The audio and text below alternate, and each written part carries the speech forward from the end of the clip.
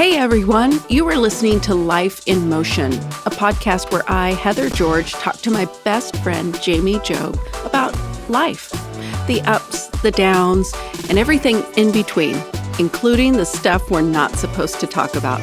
Let's get started.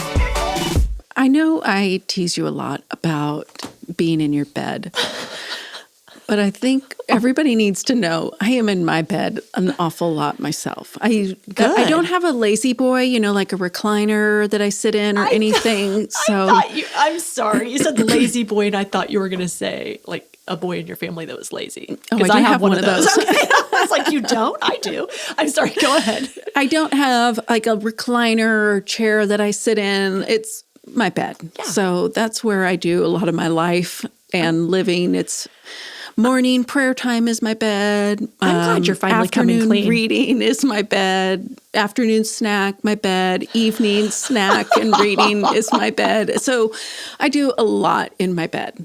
And anyway, one time, this was a couple of years ago, my lazy kid. Yeah. Just one out of 5. That's not bad. That's not bad. He tops the charts of lazy. So we had bought a lot we were going to build a house on, and it had a bunch of weeds and debris, and we were taking a day to clean it up, and there was something that we needed, more garbage bags or something, I don't know. And I went to our other house to get the stuff, and it took me a while to find it, and I grabbed some drinks, bottles of water, things like that. And it took me a little bit, but while I was gone, my one kid said to Whit, he was like, "Do you think that Mom is at home in bed?" Takes one to know one. It that takes lazy one kid to know was one. like, And he was just like, "This is taking Mom a long time. I bet she's taking a break in her bed." Yeah, probably so. Probably so. He might have been right. You know what just set me free about that story? Was you said you snack in your bed.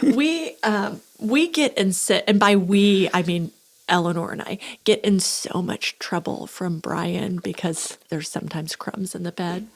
Yeah. It's not usually me. I don't usually snack in the bed, actually. Eleanor always brings does. her snacks in. Yeah. I've got a stash of peanut butter cups in my nightstand. Of course you do. We gotta bring this into the light. We've really got to bring this into the light. I feel like I was kind of deceiving you and letting you take all the flack for. I appreciate this. I appreciate knowing this. So today's episode, we're almost done with season 1, Heather. No, I know we're almost done. So we have today's episode where we're going to bring something else up into the light, and then we have one more Q&A. So everybody listening, this is your chance to to call us and leave us a voicemail with your questions. This is the biggest thing. Leave us some really good questions because we might use those questions to determine the subject of content for season 2. Mm-hmm. So this is your chance to really shine. So call us, tell us the things you want to talk about, and we might do a whole season on those things. We might. But today, as we begin to wrap up season 1, which season 1, if you don't know, is called We've Got Issues. And obviously Heather does. Obviously. So I think we need to bring to light and talk about the fact that we all have issues. And if we do, we all need help. Chance that we all need help. And that help may come in the form of counseling. So let's talk about counseling and what it's like. Why is there a stigma about going to counseling? I remember, I think I've told this story before, but just in case I haven't, one time Whit and I were in the middle of this huge argument.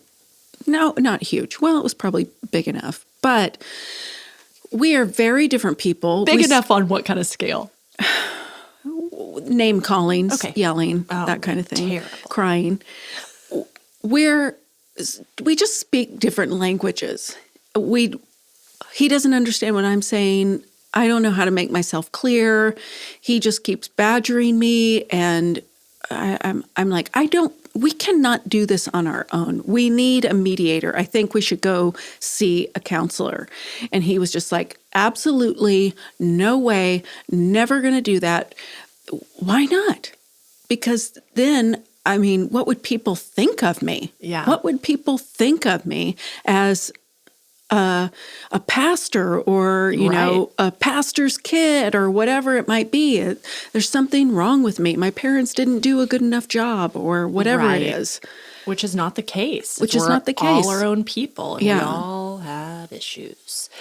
I went to counseling for the first time. I will say I did a life plan several years ago. We've talked about that before on a previous episode, but I didn't realize that it would be somewhat like counseling. Like, we're going to look over the whole of your life and see what has always been true about you, where are your major life turning points. And it was hard for me because I love to bring the things to the surface, but we brought them to the surface and then she wanted me to process them. I just wanted to toss them up in the air.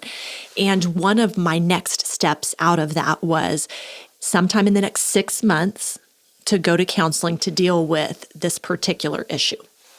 So I had a date on the calendar. I was going to go by that date. And wouldn't you know, it was like 5 months and 29 days. And it was like, oh my gosh, I got to make an appointment. And everything in me said it's going to be hard. It's going to be bad. It's going to make me uncomfortable. It's going to be embarrassing. It's going to be embarrassing. What if I see someone I know?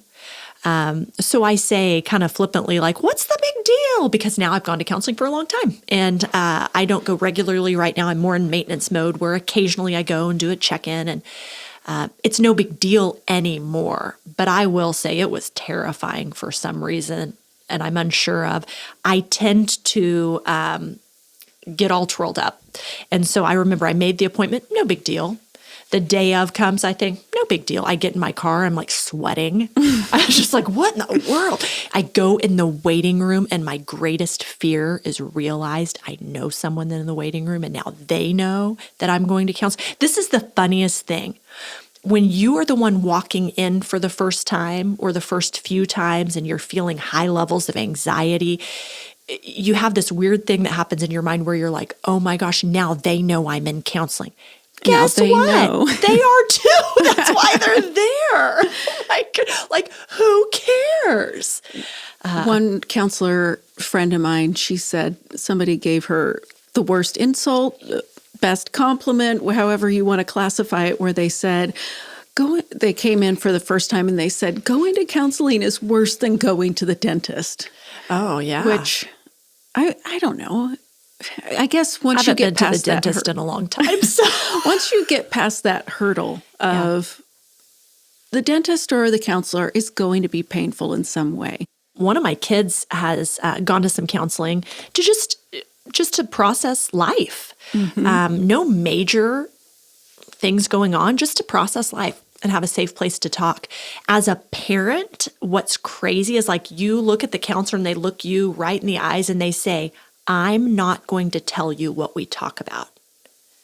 So as a high control person, I'm just like, well, you will too. That's my kid. The most freeing experience for my kid, though, has been that I can process with no fear that my mom's going to find out. Yeah. And that feels scary to me, but I've seen so much growth and so much freedom, and that's really beautiful. But when this particular child went to the first appointment, it was like, it was okay. We had a conversation and it was okay for me to make the appointment. But the day I picked that child up from school, that child started behaving just like me. And what I mean by that is like, I don't even know why we have to go. I'm fine. This is ridiculous. No, I'm not going. And I'm like, well, gripping the door handle. Like, if you stop, I'm jumping out. Yes. And I'm just like, listen to me. I have to pay no matter what. At this point, the money's out the door. So we may as well just go and give it a whirl. Like you can sit there the whole time and say absolutely nothing, but I'm already paying this money, so we're going.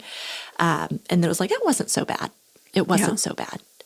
And now it's something that we all look forward to, even though we know it could evoke some emotions that we prefer to keep hidden or things like that. But it's not so bad. It's free. It is so. Do you go to counseling? I do go to counseling, and there's such. Tell us about your issues.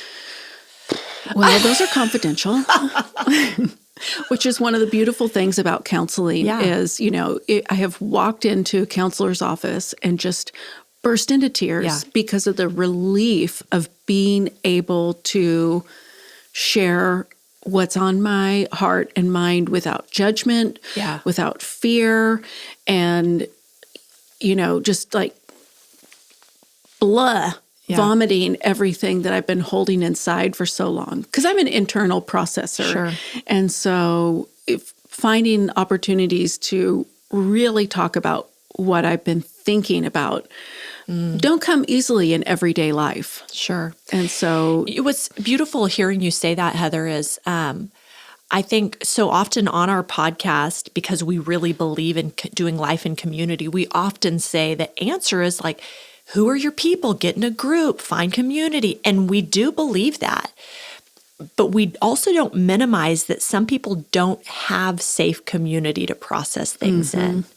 And if they really shared what they were thinking, they would be dismissed or ridiculed or embarrassed or shamed. And counseling is none of those things. Yeah. It is a safe place in confidentiality. And they're professionals. They can ask you questions you would never have dreamt to ask yourself. Well, and they're held to a code of ethics that it's like they can't talk about you outside of their counseling room. They can't share what you guys talk about. I mean, it's the one completely safe environment that you can experience. This is what my experience with counseling has been, that someone looks at me, listens to me, does not judge me, and can ask me questions that really help. I think sometimes if you're married and you tell your spouse certain things, as you should, my husband's a fixer, and he's also a get to the point personality. And so if I process some things with him, he wants to help, and the counselor does too, but they want you to come to the realization and to help yourself. They want you to figure it out and to learn and to grow and not interrupt that flow. This is not a counselor, but kind of it is.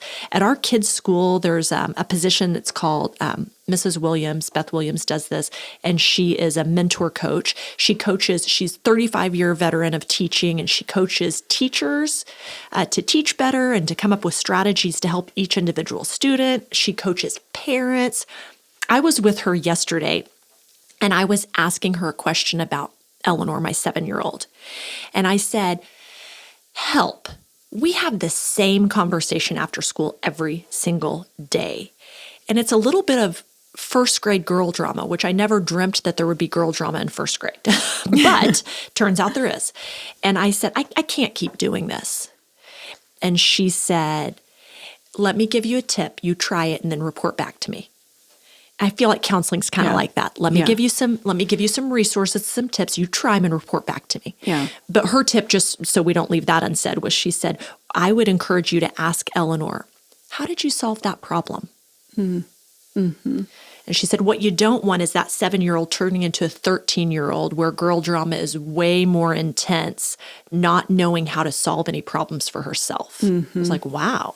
So I tried. It was hilarious. Chase and I are in the car. I tell him, I'm going to try this on Eleanor. I hope she's not listening to the podcast. So she's telling me about this dramatic situation. I go, oh man, Elle, that sounds terrible. So what'd you do to solve that? And she goes, what? And I said, it sounds like it was intense. What'd you do to solve that? And she goes, "Argh," and she growled. I don't know if she was growling at me or she growled. I was no longer giving her what she wanted, which was to gossip and to talk without solution. Be on my side. Let's rehash all this. And I was just like, that counselor is brilliant. So I talked to a 35-year veteran. I'm 7 years into having a daughter that's never been 7 before. I'm a baby 7-year-old parent. I'm a novice. So I talked to somebody that studies this for a living. That's what counseling is like. You go to someone who is studying the way the brain works, studying the way our emotions work, how everything's tied together. They ask questions and they do an awful lot of listening. I think what we experience in life is we come up to maybe brick walls, maybe speed bumps, and we keep coming up to them again and Oh, again yes. and again. And we are like, what in the world is happening here? I should know how to do this by now, or why is this happening every time I say this, or whatever it might be? And we don't realize that in our childhood, most likely, we trained ourselves to behave in a way to get the result that we need. Yes. That if you grew up in a family where you did not talk about your issues, you kept everything quiet until it went away, you did that so that you could receive love, you could, receive food and shelter and acceptance. I mean, you learn pretty quick as a child what works. Mm-hmm. And we carry that through us our whole life. And a lot of times we don't even see it. And being in the presence of a counselor, somebody that's listening, somebody that's asking you questions, can help guide you to see this is a pattern that I keep repeating. No wonder I keep having the same brick wall. Maybe this is why I keep having this run around the mountain to get a perspective that you will never be able to get all on your own. What's an example of what you're talking about? Because I think I'm tracking with you, but like, what do you mean run into a brick wall? Like what? You're having the same argument with your spouse over spending or whatever it is. Or here's one that I should go to counseling about that I haven't been yet. Oh, good. I hope you're listening, Heather's counselor. So Whit has talked about this. If you have gone to our church for any period of time, you have probably heard Whit talk about this. But he really likes cars. And motorcycles. And motorcycles. And shoes. Oh my gosh. And clothes. And so early on in our marriage, he's talked about pornography, which really it's all heart issues of having idols of things. So he would buy cars that were out of our price range. And I'm telling him, no, we're not getting this car. It's not a practical car. He bought a 2-seater convertible when we had one baby and another on the way. I mean, just no, do not buy this car. No, no, no. And I'm the bad guy, always saying no. I'm put in this position of being the mother and trying, it's just awful, just awful.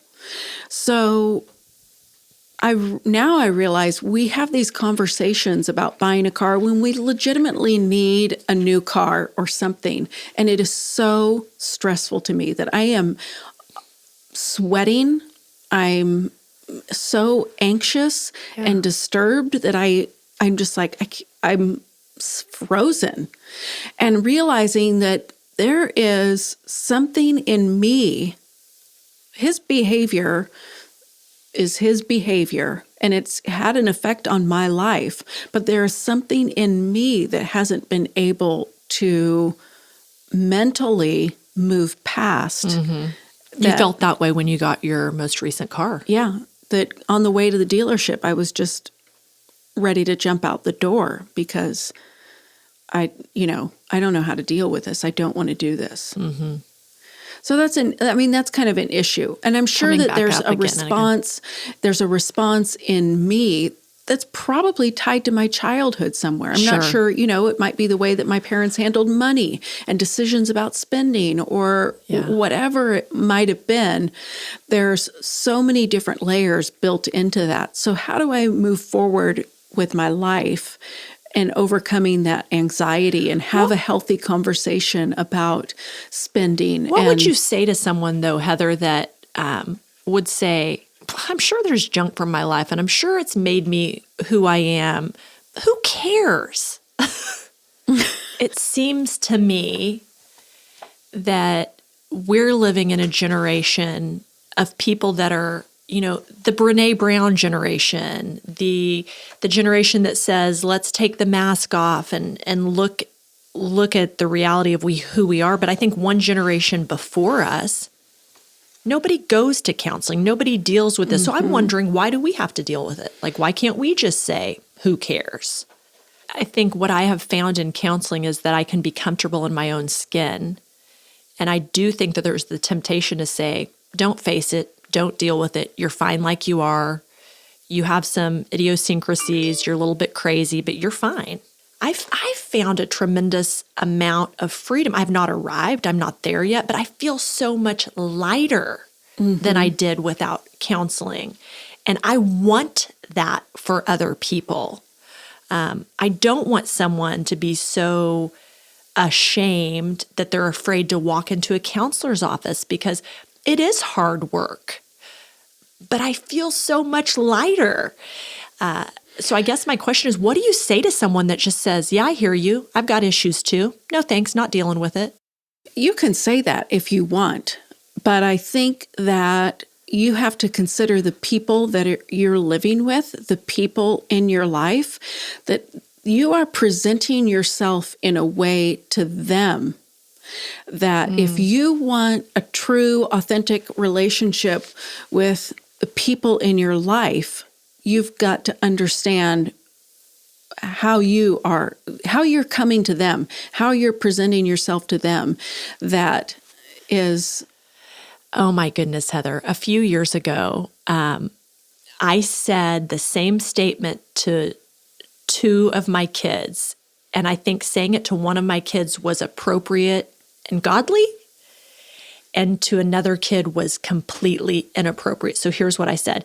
We were driving down the street, and my oldest son, Cooper, was saying something about being the firstborn and how hard it is. And I was like, you know what, bud, I am sorry. Like, it is hard. Like, I have changed my mind on some things since we were bringing you up. Like, I let Eleanor do some things I never would have let you do. I am sorry.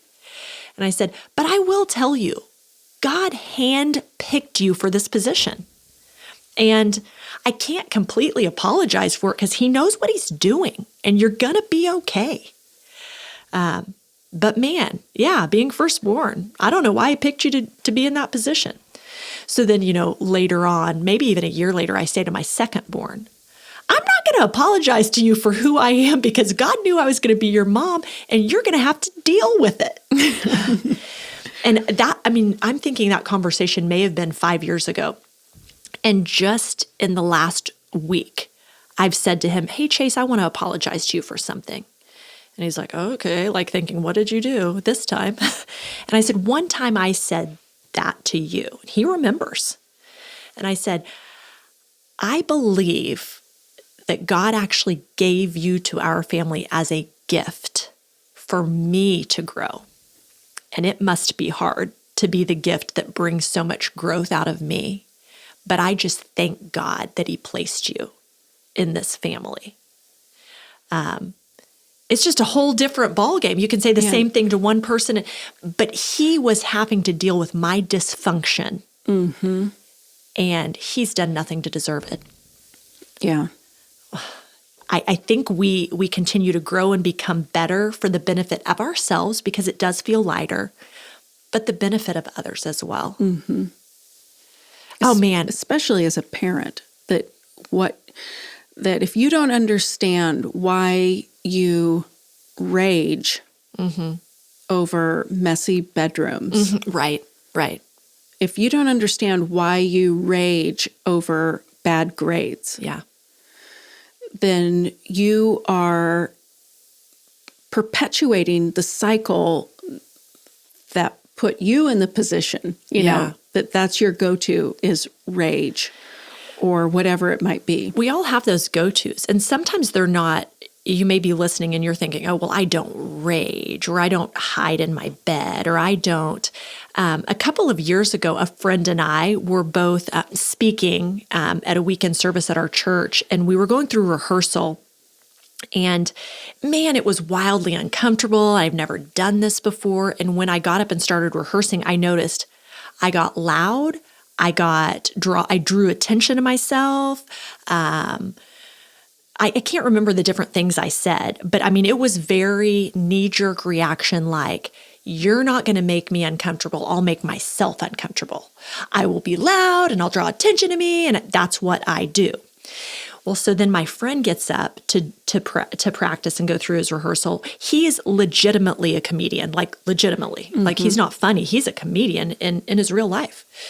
And when he got uncomfortable, he started cracking jokes. And it wasn't part of the message he had prepared. He just started cracking jokes. So we talked like a week later or something, and he said, I found this interesting. We both had a defense mechanism that went up when we got uncomfortable. To basically mask who we really are. We were, I mean, what you feel like when you speak in front of a big group is like, you feel naked. So we're not going to let anybody see that. So instead, here's my comedy. Here's my joke. Here's what I want you to see. And mine is, here's my bravado. Yeah. Here's my loud, I'm not afraid of anything. Here I am. Yeah. It's just interesting. And we all have these do. defense mechanisms that whatever the situation might be, there's something that shows up in us. But there's sometimes that people do need to see the real you. They do. This is the thing about this friend I'm talking about, because I don't think he would mind me saying this. I would say one of his giftings is he's funny.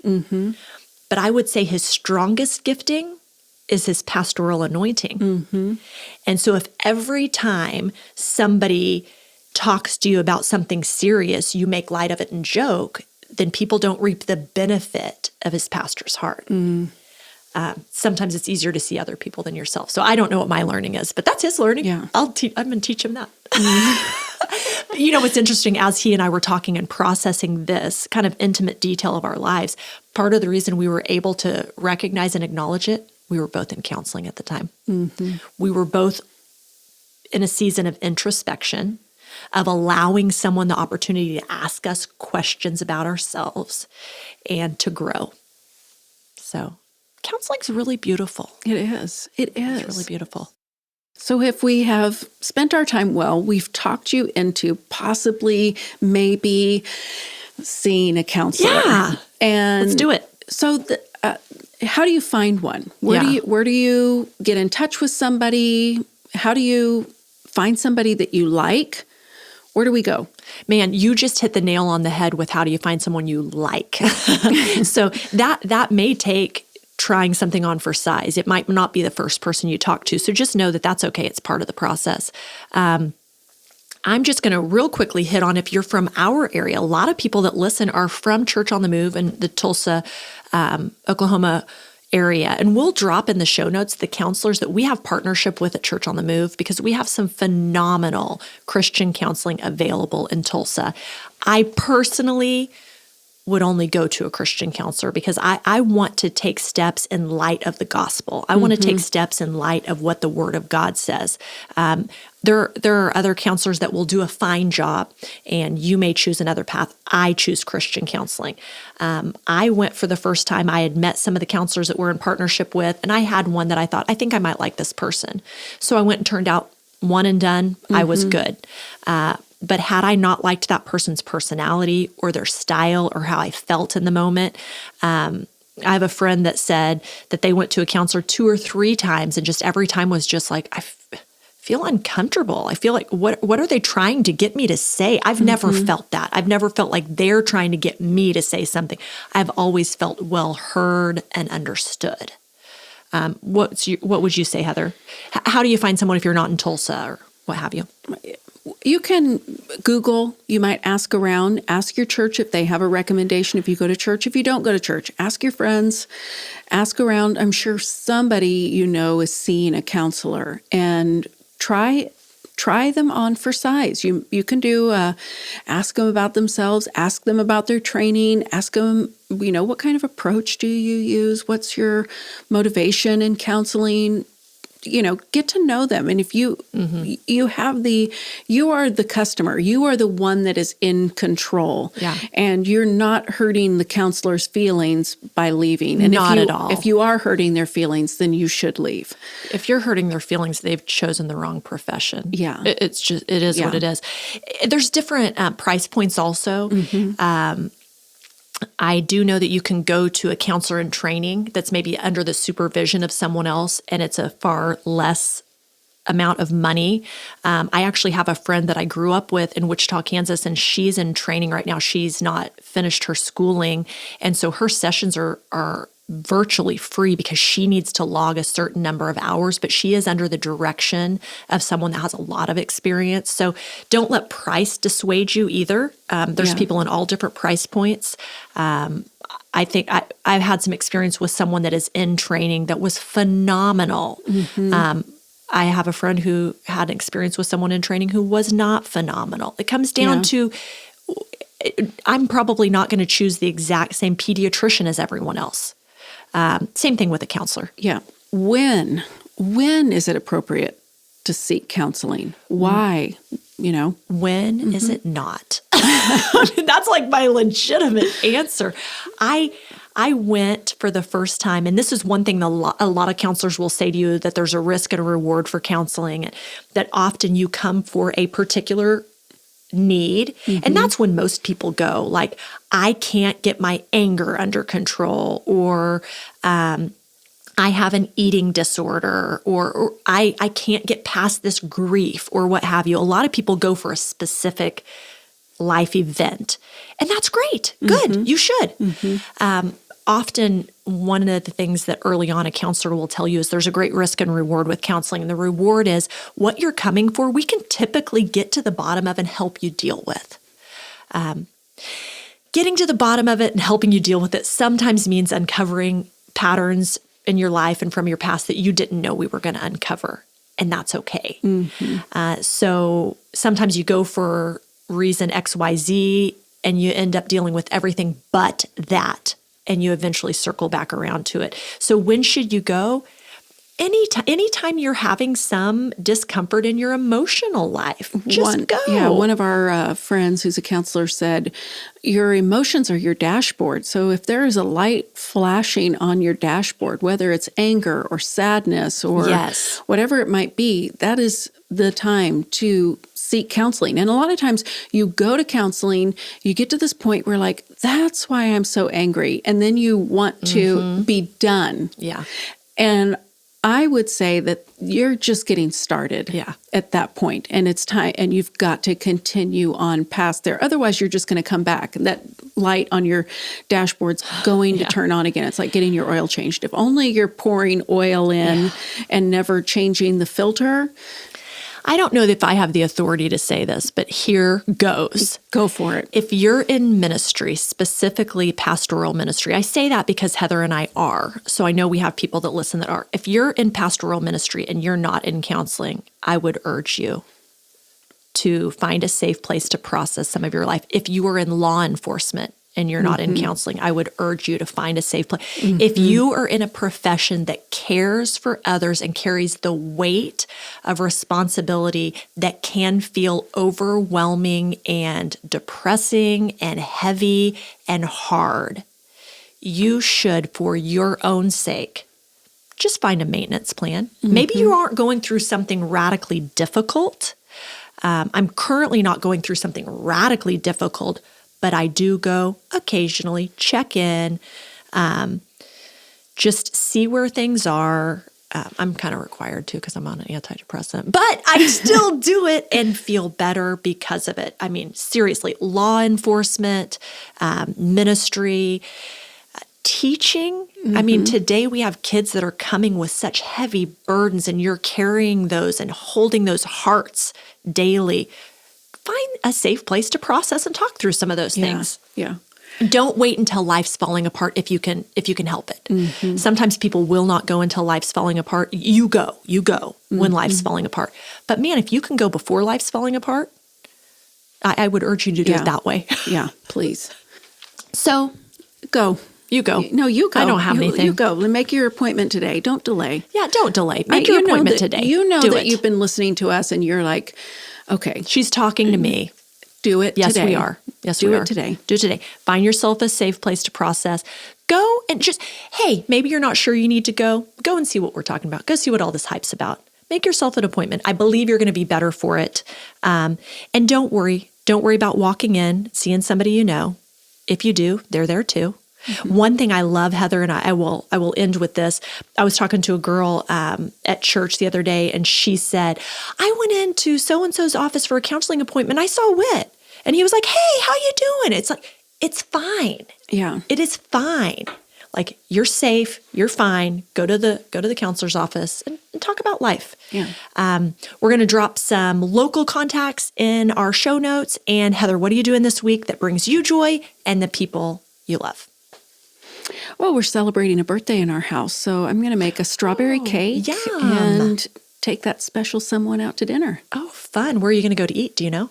We're going to go to Molly's Landing. Oh, really? That's way out in my neck of the woods. Maybe we'll come celebrate too. Okay. So what I'm going to do to bring myself joy is I'm going to crash your party and come to that dinner for that birthday because I love it. This week, to bring myself joy, I am going to, I have to think. Did you know that sometimes if you don't think about bringing yourself joy, a whole week goes by and you don't do anything for yourself? You've only served others. The mundane. Yeah.